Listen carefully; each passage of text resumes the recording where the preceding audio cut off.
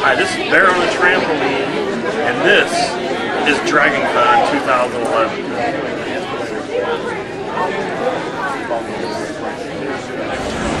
Alright. And we'll see what's here in the helmet. Oh wow, it's a reboot.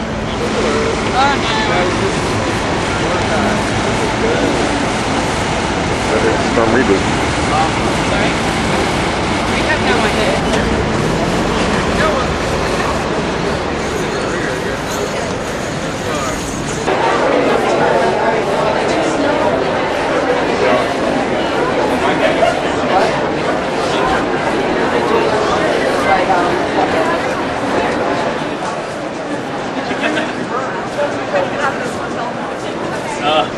All right, well. Thanks. Mumbling language? I think so. Horror icons, is Dave going to that? I don't know. Are you? Going to what? Horror icons panel. Oh, wow, absolutely. I remember we were looking. I just want to meet Freddy Krueger.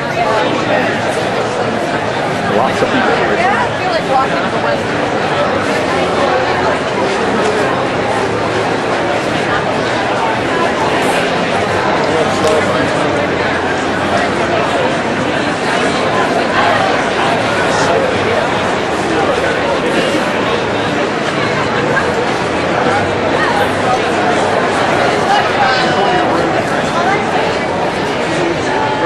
Very nice, very nice. Here we go. There's the swamp thing. Yeah, I got one.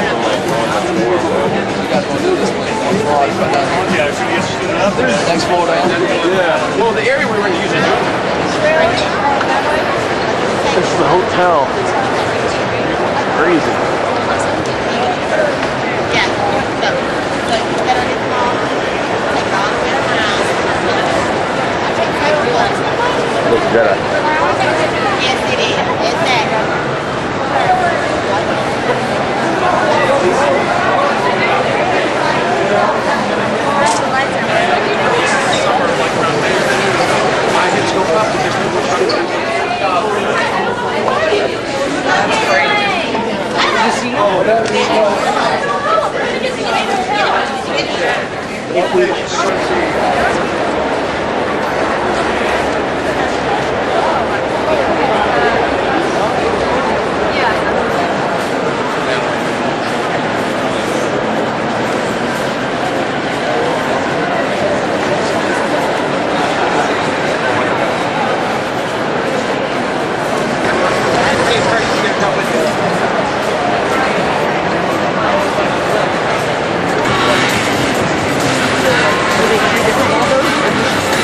Most important thing is we found Waldo and all this.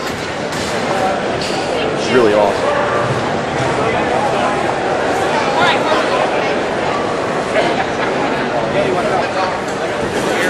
Look at the dock.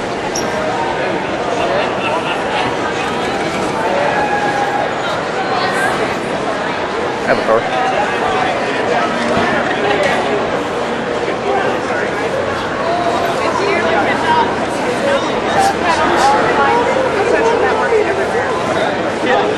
We're just wandering, looking at the costumes and what they Buffet.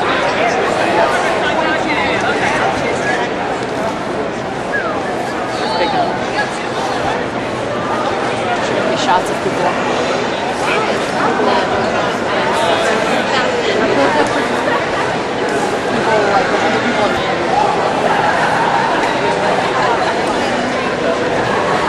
They're having an opening ceremony at 6.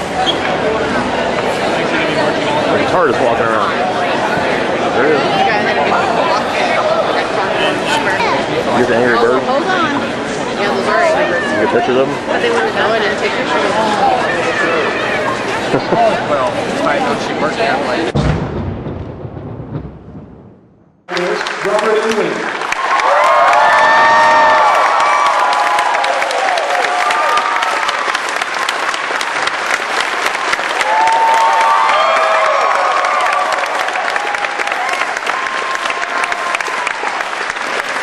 And also joining joining us on stage. You know him as many things. You know him from Aliens. You know him from Near Dark, one of my personal favorites, Lance Henriksen.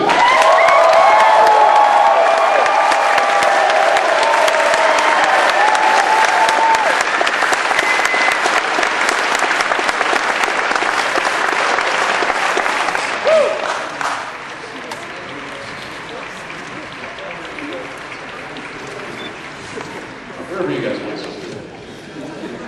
We're ready. Okay, this is mostly going to be about what you guys want to know from these gentlemen. I'm going to keep my questions to a minimum, so what I want you to do is, where's Kevin? Where's my man Kevin? You're going to line up behind him in the aisle, if I can get him to, well there he is, in the back. I've got a film I did last summer. It's going to be premiered at Boston's Rock and Shock. Kind of a down and dirty little film in the spirit of Salt on Precinct 13, the great Carpenter film, with a little bit of a Jack the Ripper serial killer thing. And I got to work with one of Lance's co-stars, William Forsythe, in that for the first time, and that was fun with him, Billy. But he plays the cop that can't catch me. And then I'm off to Baton Rouge to hopefully work with Lucky McKee in November.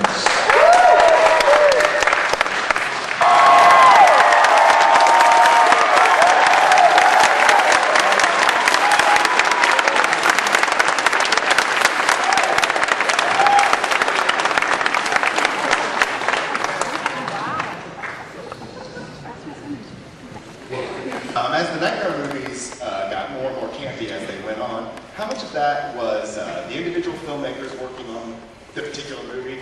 How much of that were the suits that kind of controlled the property? And how much of that was you?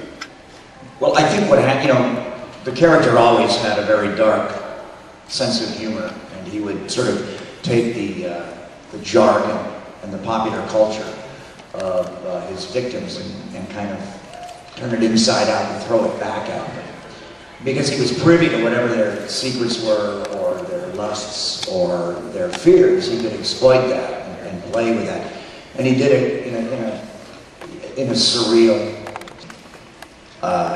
in some of the sequels. And I would do it very, very dark, with a kiss of death. It would be dramatic. And I would also do it with a quip, a one-liner.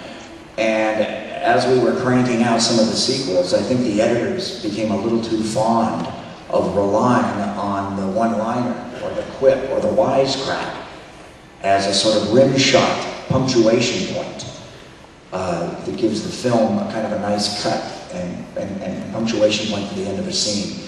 And I think they should have probably opted for the dark choices a little more. But it was always, he's always been a cruel clown, and that's always was part of the personality.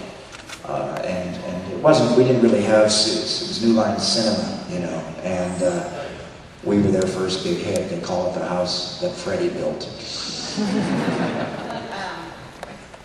I don't know if you thought it was weird the direction they took it in, and how they made it really creepy, and yeah, it was I'm a Hollywood kid, so I'm not the right guy here to do a rant against remakes. There's only so many stories, you know, to talk around the campfire. You know, boy meets girl, boy loses girl, boy kills girl. But you know what I'm saying. There's only so many stories that we have, and Hollywood has always remade its stories since day one. The silent films were all remade into talkies. They always do it. One of my biggest paydays was on a remake of Phantom of the Opera, ever. Woo! Which was our kind of attempt to do a Hammer film. So regarding the Nightmare 1 remake, you know, I know a lot of that cast. Lance and Tony know a lot of that cast. You know, I'm a big fan of Clancy Brown, and I worked with Galen. You know, he was also in Jennifer's Body. He's a terrific young actor. He played my son in a film that I did with Brian Cox called Red, another Lucky McKee project. But and so I had a kind of vested interest because I know a lot of the people involved in it, and I'm happy to hand the glove over to Jackie. I think he's a real interesting actor, and if you don't believe me, watch him shine in Shutter Island in a cameo. He's the best thing in Watchmen, for my money, and I think he's a terrific young. I've been a fan of his since a little movie called Breaking Away that he did years ago. He practically invented the slacker character, you know, before Keanu and before Bill and Ted's Excellent Adventure, and even Sean Penn's Ridgemont High. Jackie had this sort of, you know, delineated this kind of American boy child, you know, that was a little slow and a little stoned, and I think he doesn't get enough credit for that. And I think he did an interesting interpretation. You know, I think the problem with that movie is that the kids are also goddamn damaged at the outset of the film, that we never see them happy, we never see them joyous, we never see them full of life, so we don't invest emotionally with them so that we can watch, you know, their sort of downfall and root for them against Freddy. They're already sort of, you know, somnambulistic and damaged from the get-go. And so I think the movie has a little bit of too much of an emotional distance. It's a little cold. That was very brave of you to ask that question, by the way.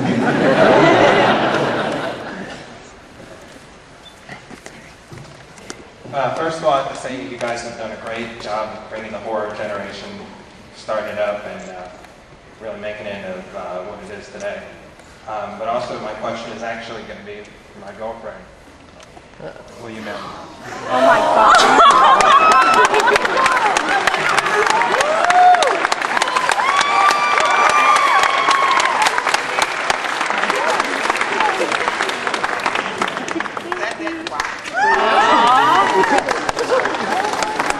Is this a honeymoon on Elm Street?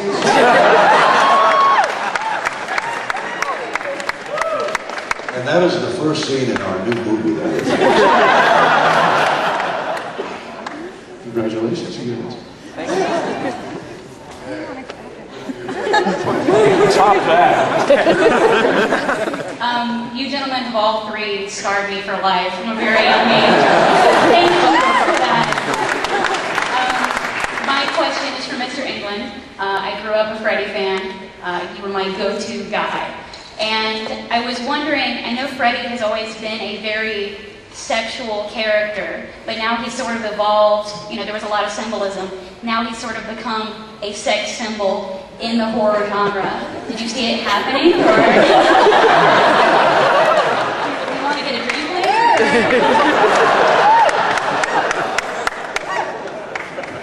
What was the question? Did you expect the undertones, the little tidbits that you added to Freddy to elevate him to the sort of horror sex symbol that he is? You know, all that stuff's in there from Wes Craven.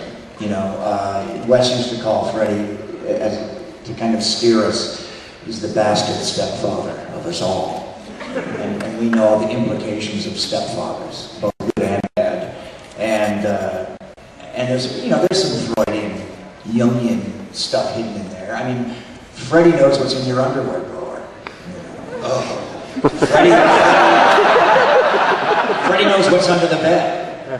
You know, Freddy, you know, knows where you hide your Playboy and your condoms, and Freddy knows those notes where you write boys' names on them and kiss them with lipstick and fold them up in your secret diary. Freddy knows all that about you. He knows your crushes. You know, he knows if you've been good or bad, something good for goodness sake. And no, but all that stuff is that's inviolate, and Freddy violates it, and that's a kind of rape, you know. Thank you.